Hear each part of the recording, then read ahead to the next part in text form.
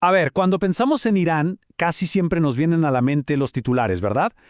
Pero la historia real es mucho, mucho más compleja. O sea, ¿cómo es que un país que era una monarquía súper aliada de Occidente se transforma en la República Islámica que conocemos hoy?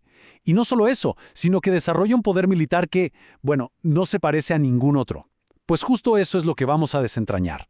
Para empezar, quiero lanzar esta pregunta, porque la respuesta es una de las claves para entender la estrategia y la mentalidad del Irán moderno. Es un secreto diseñado precisamente para que nadie lo descubra. Así como lo oyen, complejos militares enteros excavados bajo tierra. Estas bases son el resultado de décadas de historia, de conflictos y de una estrategia de defensa muy particular. Pero para entender por qué existen, tenemos que viajar un poco en el tiempo. Y bueno, nos vamos para atrás, a la era anterior a 1979. Aquí es donde vamos a encontrar las raíces del Irán actual. En ese entonces, el país era una monarquía, gobernada por el Shah Mohammad Reza Pahlavi. En los años 60, el Shah impulsó lo que llamó la Revolución Blanca. Y esto tenía dos caras, como una moneda. Por un lado, la verdad es que trajo reformas sociales importantes. Se ampliaron los derechos de las mujeres, hubo campañas de alfabetización masivas y un desarrollo económico súper rápido.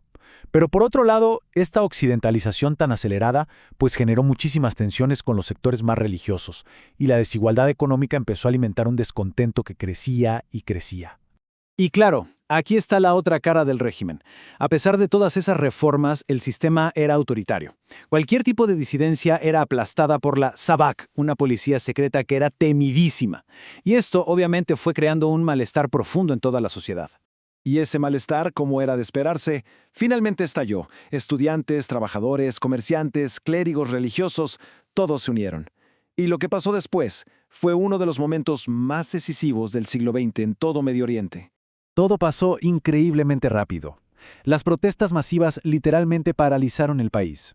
El Shah no tuvo más remedio que huir en enero del 79. Y apenas unas semanas después, el ayatolá Ruhollah Khomeini, que era el gran líder de la oposición, regresó del exilio de forma triunfal para fundar un sistema de gobierno completamente nuevo. Es que la revolución no solo cambió quién gobernaba, cambió por completo el sistema. Creó una estructura que es única en el mundo, porque mezcla instituciones de una república, o sea, tienen un presidente, un parlamento, con una jerarquía religiosa donde el líder supremo, que es esta figura, tiene la última palabra en absolutamente todo. Esta nueva república fue puesta a prueba casi de inmediato. Un conflicto terrible estalló en su frontera y fue una guerra que definiría para siempre su futuro y toda su doctrina militar. 8 años. Eso fue lo que duró la brutal guerra entre Irán e Irak, que empezó en 1980. Fue un conflicto de verdad devastador, que dejó cientos de miles de muertos en ambos bandos y marcó una generación entera. Esta experiencia tan traumática se convirtió, digamos, en el horno donde se forjó la filosofía militar de Irán. Al verse solos en el mundo, se dieron cuenta de que, para sobrevivir, necesitaban poder defenderse por sí mismos, sin depender absolutamente de nadie. Y ahora sí, avancemos hasta hoy. Vamos a ver cómo toda esa historia le da forma al poder militar de Irán y a su estrategia en el mundo actual.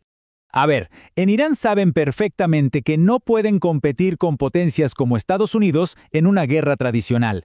No tienen sus portaaviones ni sus aviones de última generación. Así que desarrollaron un enfoque diferente, una forma, si se quiere, más inteligente de nivelar el campo de juego. Y la estrategia funciona más o menos así. El objetivo no es ganar una guerra convencional, es hacer que un ataque sea tan costoso para el adversario que ni siquiera se atreva a intentarlo. Es disuasión pura. ¿Y cuáles son sus herramientas? Pues misiles de largo alcance, drones que son baratos pero muy efectivos, una red de aliados por toda la región y, por supuesto, la poderosa Guardia Revolucionaria, que es la que controla los programas militares más importantes. Y aquí es donde todo conecta y volvemos a nuestro misterio del principio. Esas ciudades subterráneas no son solo bases militares, son de hecho la máxima expresión de esta estrategia de disuasión y supervivencia. El proceso es realmente brillante. Imagínense esto. Los misiles están protegidos a cientos de metros bajo tierra. Cuando se da la orden, unas plataformas móviles los llevan por túneles hasta unas rampas que están ocultas. El sistema emerge, dispara y se vuelve a esconder, todo en cuestión de minutos, antes de que el enemigo pueda siquiera pensar en contraatacar.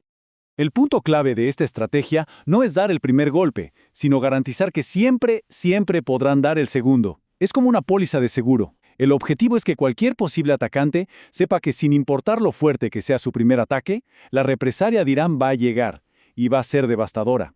Y aquí está el dilema.